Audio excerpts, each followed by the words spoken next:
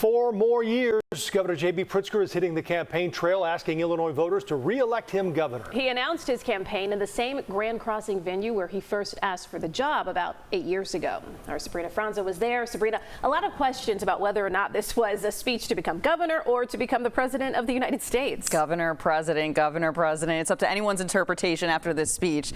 Multiple people were listening as Governor J.B. Pritzker took jabs at President Trump and his entire administration today, pledging to protect Illinoisans from the power of the executive branch, though it's not clear if he hopes his speech today reaches an even broader audience. Governor J.B. Pritzker kicked off his re-election campaign in the same room where it all began. I ran for governor in 2018 to change our story.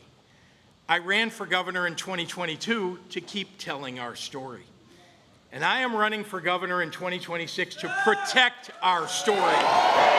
On this stage in Chicago's Grand Crossing neighborhood, he made the same promise years ago. Everything we care about is under siege by Donald Trump. A new campaign ad reiterates that vow. I'm not about to stand by and let him tear down all we're building in Illinois. The governor said he'd use another term to restructure education in the era of artificial intelligence, make buying a home more affordable, make mental health care as accessible as physical health care, and to continue pushing for universal pre-K by 2027. He touted some of his successes. We needed to ban assault weapons. So you know what we did? We banned assault weapons. When asked about a presidential run, Well, I'm running for governor today because I want to be governor of Illinois. I have worked hard to get our state moving forward, and we have yet more to do. he did not commit. He did say his new running mate, who has not yet been announced, should be prepared for anything. They've got to be somebody who could do the job when they, if something happens and they had to take over.